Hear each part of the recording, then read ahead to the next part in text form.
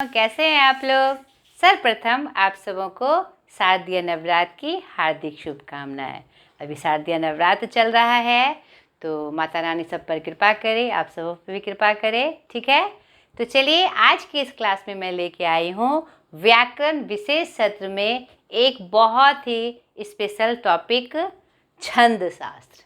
ठीक है, जो 11-12 के बच्चों के लिए एलिजिबल है और इसकी जानकारी सबको होनी चाहिए। ठीक है, ये छंद शास्त्र एक बहुत ही इम्पॉर्टेंट व्याकरण का विषय है, उसको समझिए और देखिए।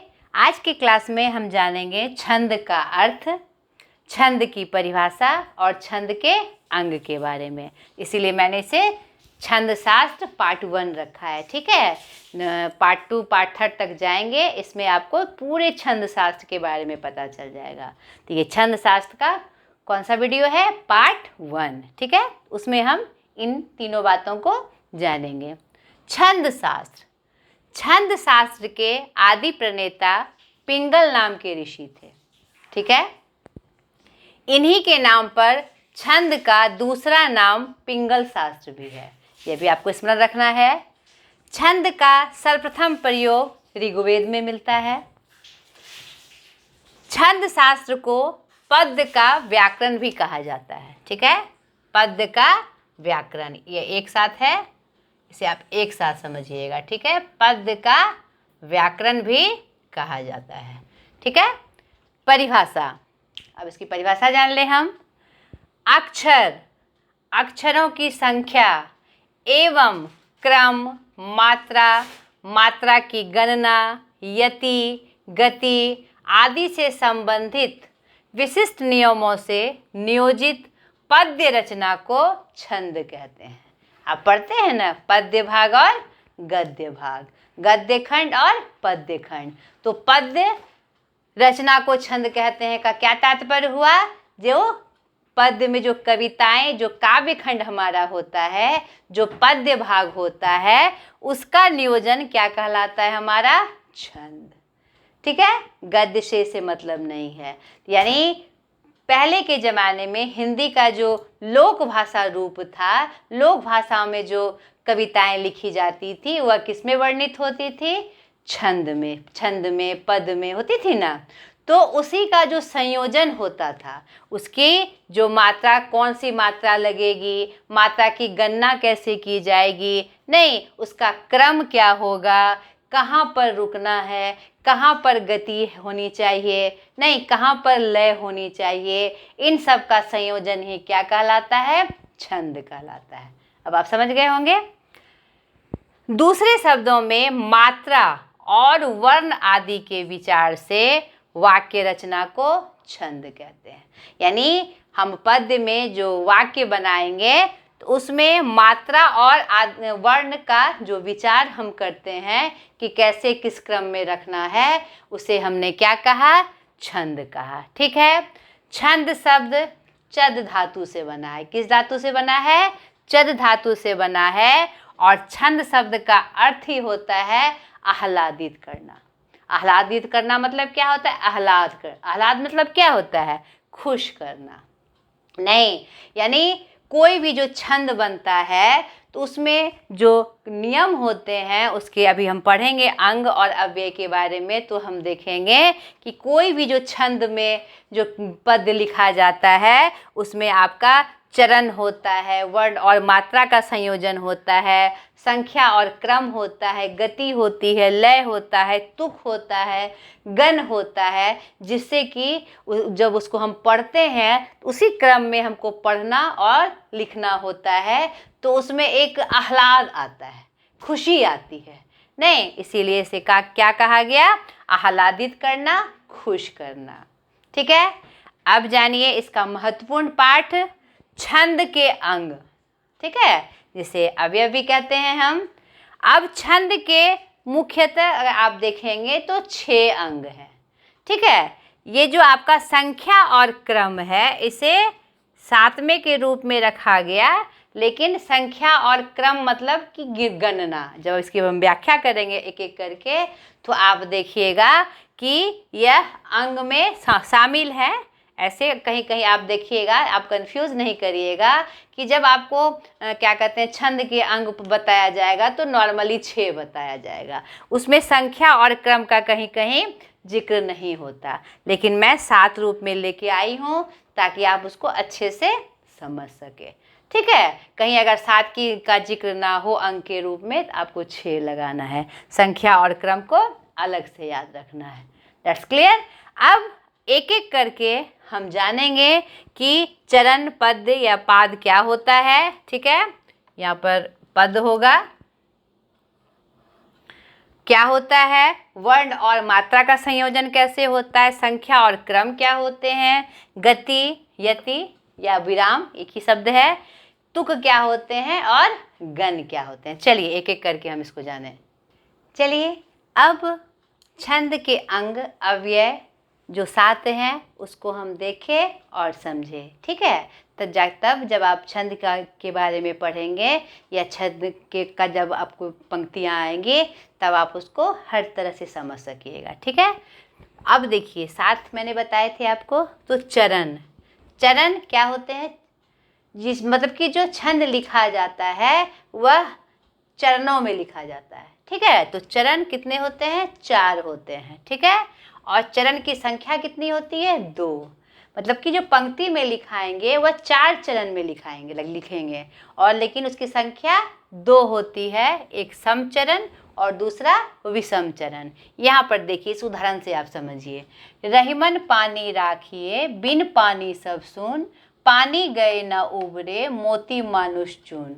यहाँ पर देखिए रहीमन पानी राखिए 1, ठीक है, ये बिन पानी सब सुन 2, पानी गए न उबरे 3 और मोती मानुष चून, ये हमारा 4 चरण। समझ में आया। अब देखिए ये जो 2 और 4 है हम जानते हैं, मैथमेटिकल दृष्टि से भी जानते हैं, समचरण किसे कहा जाता है, जो 2 से विभाजित हो। तो यहाँ पर 2 और 4 क्या हुआ हमारा, समचरण, और ये 1 और 3 हमारा क्या हुआ, विषम चरण। चरण समझ गए आप। यानी जो छंद लिखा जाता है अगर वो चरण में लिखा जाएगा तो वो 4 चरण में लिखा जाएगा। ठीक है, और उसमें क्या करते हैं, 1 2 3 4 ऐसे गिनती करते हैं। ठीक है, तो ये मेरा दूसरा चौथा समचरण और पहला तीसरा मेरा विषम चरण। क्लियर हो गया। दूसरा मात्रा, मात्रा भी 2 होती है। अब मात्रा हमने पढ़ा भी है, वर्ण में पढ़ा है। क्या मात्रा, लघु मात्रा और गुरु मात्रा, जिसको हम क्या कहते हैं, छोटा और दीर्घ, नहीं लघु और दीर्घ। तो ये मात्रा भी 2 होती है, लघु और गुरु। ठीक है, जिस गुरु को दीर्घ भी कहा जाता है।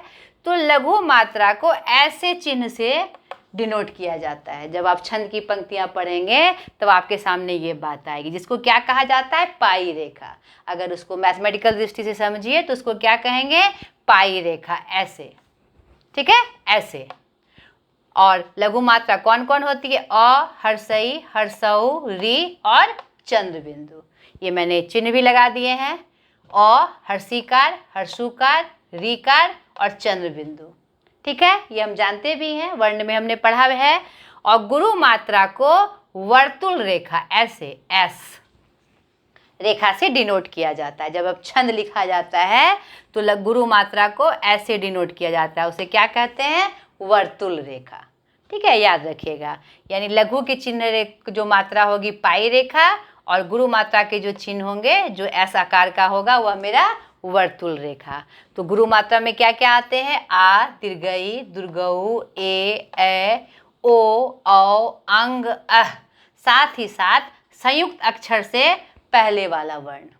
ठीक है, जैसे क जोड़ श संयुक्त अक्षर होते हैं ना, तो पहले वाला वर्ण क्या हो जाएगा, मेरा गुरु मात्रा हो जाएगा। ठीक है, और दूसरा हलंत से पहले वाला वर्ण, हलंत, जैसे देखिए राजन हम लिखते हैं ना, रा जन, जन ऐसे लिखते हैं शुद्ध में। ठीक है, तो इससे हलंत से पहले वाला वर्ण मेरा क्या हो जाएगा, लघु हो जाएगा। क्लियर हो गया। अब संख्या और क्रम क्या होता है, वर्णों और मात्राओं की गणना को संख्या कहते हैं। जब इसमें हम गिनते हैं तो उसी को क्या कहा जाता है, जो उस गणना को क्या कहा जाता है, संख्या कहा जाता है। जैसे देखिए र एक औकार है, एक मात्रा, हर्षीकार है तो हर्षीकार यानी एक मात्रा, मौ एक मात्रा, नौ एक मात्रा, तो 1 2 3 4। अब पा है, प और आ तो 2 मात्रा 6, फिर 9 में एक मात्रा और हर्षीकार में एक मात्रा यानी 2 यानी 8। इसी को गणना कहते हैं। ठीक है, इसी संख्या को गिनने को क्या कहते हैं, संख्या कहते हैं। लघु और गुरु की मात्रा कितनी मात्रा है उसी को गिनने को क्या कहते हैं, संख्या कहते हैं। ठीक है, लघु मात्रा की संख्या 1 होती है, जैसे मैंने अभी बताया र यानी 1, ह हर्षीकार था तो लघु की मात्रा हुई यानी 1, लेकिन यहाँ पा क्या हो गया, ये आ की मात्रा है तो ये मेरा क्या हो गया, गुरु, और गुरु की मात्रा कितनी होती है, 2 होती है। ध्यान से समझिए, वर्णों और मात्राओं की गणना को संख्या कहते हैं। जो छंद हमारे पास आएगा तो छंद के जो अलग अलग भेद है उसको हम कैसे पहचानते हैं, उसमें जो संयोजन होता है वर्णों का नियमानुसार होता है। ठीक है, 16 आए तो हमारा रोला हो जाएगा, नहीं, यानी कुछ नियम होते हैं तो इस तरह से उसको गिना जाता है। यानी एक लघु की मात्रा आई तो 1 गिनेंगे और दीर्घ या गुरु की मात्रा आई तो 2 गिनेंगे। ठीक है, वही कह रहा है, लघु मात्रा की संख्या 1 तथा गुरु दीर्घ मात्रा की संख्या 2 होती है। लघु गुरु के स्थान निर्धारण को क्रम कहते हैं। संख्या तो हो गई जो हमने गिना, और क्रम क्या हुआ, जो हमने बैठाया, लघु गुरु गुरु लघु लघु गुरु, उसका भी अपना नियम होता है। ठीक है, तो उस स्थान निर्धारण को क्या कहते हैं, क्रम कहते हैं। ठीक है, और उस गिनने को क्या कहते हैं, संख्या कहते हैं। समझ गए आप। चौथा, गति। छंद के पढ़ने के प्रवाह या लय को गति कहते हैं। जब छंद को पढ़ा जाता है तो वह गति के साथ पढ़ा जाता है। जैसे उदाहरण स्वरूप मैं आपको बता दूं, नहीं क्या कहते हैं, जैसे हनुमान चालीसा, श्री गुरु चरण सरोज रज, निज मन मुकुर सुधार, वरनौ रघुवर बिमल जसु, जो दायक फलचार। तो हमने जो पढ़ा तो हम क्या किया, लय में गाया, नहीं, गति थी हमारे अंदर। और आगे का भी बहुत सारा उनका जो है हनुमान चालीसा का, वो पढ़ के देखिए तो आपके लय मतलब बदलते हुए नजर आएंगे, किसी पंक्ति में उच्च और किसी पंक्ति में नीचे। जैसे रही मन पानी राखिए, बिन पानी सब सून, पानी गए न उबरे, मोती मानुष चून, नहीं, मोती मानुष चून।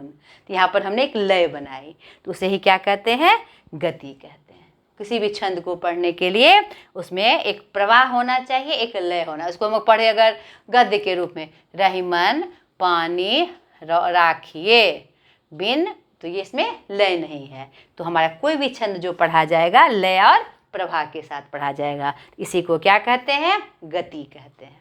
क्लियर हो गया बेटा। यति, यति मतलब क्या होता है, विराम, नहीं, यति या विराम। ठीक है, ये दोनों बताया था मैंने, यति और विराम एक ही है। यानी छंद को पढ़ने में कहीं ना कहीं हमें रुकना पड़ता है, नियमानुसार रुकना पड़ता है ताकि उसके भाव स्पष्ट हो। उसे ही क्या कहा जाता है, यति या विराम। छंद में नियमित वर्ण या मात्रा पर सांस लेने के लिए रुकना पड़ता है, ऐसा छंद में नियम है। वो छंद जो होता है नियमानुसार होता है। इसी रुकने के स्थान को यति या विराम कहते हैं।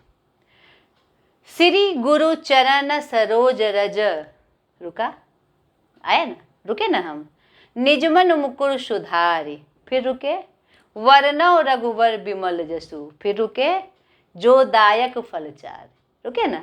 यही जो रुकते हैं हम एक नियमित वर्ण के बाद, मात्रा के बाद, वही जो रुकने का जो क्रम है वही हमारा क्या कहलाता है, यति कहलाता है, और शुद्ध हिंदी में विराम कहलाता है। क्लियर हो गया बेटा। अब तुक, तुक क्या होता है, छंद के चरणांत यानी छंद के अंत में, छंद के अंत में जो अक्षर मैत्री होती है, ये अक्षर मैत्री क्या होती है, मिला जुला शब्द, नहीं, उस अक्षर मैत्री को ही क्या कहा जाता है, तुक कहा जाता है। अब देखिए अक्षर मैत्री क्या है, रहीमन पानी राखिए, बिन पानी सब शून, पहली पंक्ति, नहीं, चरण अलग अलग है लेकिन पंक्ति एक हुई है।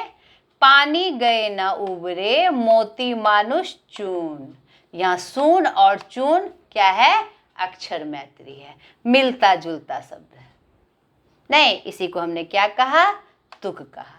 यानी छंद जो लिखा जाता है, एक पंक्ति का, दो चार पंक्ति का हो, 6 पंक्ति का हो, अलग अलग उसके भेद हैं, तो उसका जो अंत होगा, चरण का जो अंत होगा, वह क्या होगा, अक्षर मैत्री होगी उसमें, यानी मिलता जुलता शब्द होगा। उसे ही हमने क्या कहा, तुक कहा। क्लियर। अब गण, गण का क्या अर्थ होता है, शिवगण। शिवगण मतलब क्या पता है आपको, गण मतलब झुंड, समूह, ठीक है। यानी शिवगण में बहुत सारे हैं, नंदी हैं, भृंगी हैं, भूत हैं, पिशाच हैं, है ना, बहुत सारे उनके गण हैं। तो यहाँ गण का तात्पर्य होता है, छंद शास्त्र में गण का तात्पर्य होता है समूह। गण का मतलब ही समूह होता है, छंद शास्त्र में ही नहीं। यह समूह 3 वर्णों का होता है। ये जो छंद शास्त्र में ये जो समूह होगा, गण होगा, वह 3 वर्णों का होगा। ये आपको याद रखना है। गण मतलब समूह, ये शाब्दिक अर्थ यही है उसका। और लेकिन छंद शास्त्र में जो गण आएंगे वह 3 वर्णों के समूह में आएंगे, ठीक है, ना अधिक ना कम, फिक्स है कि वो 3 वर्णों के ही साथ आएंगे, ठीक है। लघु गुरु के नियत क्रम से 3 वर्णों के समूह को गण कहा जाता है। यानी छंद जो लिखा जाता है, किस छंद में किस गण का प्रयोग होगा, यह भी नियमानुसार होता है, ठीक है। जब इसको मैं आगे के वीडियो में मैं आपको क्या करूँगी, इसको समझाऊंगी कि कैसे इसको लगाया जाता है, छंद में कैसे इसका प्रयोग होता है। पहले परिभाषित रूप में जान ले कि गण होता क्या है, ठीक है। फिर जब मैं पंक्ति से उदाहरण स्वरूप आपको बताऊंगी तो स्पष्ट हो जाएगा। तो अभी हम जान ले, लघु गुरु के नियत क्रम से 3 वर्णों के समूह को गण कहा जाता है। गणों की संख्या 8 है। छंद शास्त्र में गणों की संख्या कितनी, 8। अभी इसको खाली नाम से आप जानिए, ठीक है। यगन, मगन, तगन, रगन, जगन, भगन, नगन और सगन, ये सब गण साथ में जुड़ गए। ये हमारे क्या हैं, छंद शास्त्र के 8 गण है, 8 समूह हैं, ठीक है, ठीक है। अब एक ट्रिक मैं आपको बता रही हूँ गणों को याद रखने के लिए। सूत्र, या माता राज भानस लगा, ये आप एकदम से रट लीजिएगा इसको, तब आपको गणों की संख्या आप भूलिएगा नहीं। ऐसे रुकना, यगन, मगन, तगन, रगन शायद आप भूल जाए, लेकिन ये सूत्र आप याद रख लीजिएगा। या माता राज भानस लगा, तो शायद आप ना भूले। य से यगन, मौ से मगन, तौ से तगन, जौ से रौ से रगन, जौ से जगन। अब यहाँ नहीं कहेगा कि मैम यहाँ माँ हो गया, ता हो गया। तो भाई सूत्र बनाने के लिए थोड़ा बहुत तो मुझे करना ही होगा ना चेंज, नहीं। तो ये जो किसी विद्वान ने किया है, ये मैंने नहीं किया है, ये किसी विद्वान ने निकाला है, ठीक है। मैंने उसका प्रयोग किया आपकी सुविधा के लिए, आपको बताने के लिए, ठीक है। तो ये आपको याद रहेगा, इससे आपको गण की संख्या याद रहेगी। तो आज के क्लास में हमने ये देखा छंद का अर्थ, छंद की परिभाषा और छंद के अंग। अगले वीडियो में मैं कैसे गणों को पहचानते हैं और कैसे गणों का प्रयोग होता है यह बताऊंगी। उसके बाद उनके भेदों की चर्चा होगी, यानी छंद के भेद की चर्चा होगी। तो आज तक के लिए इतना ही, बाय।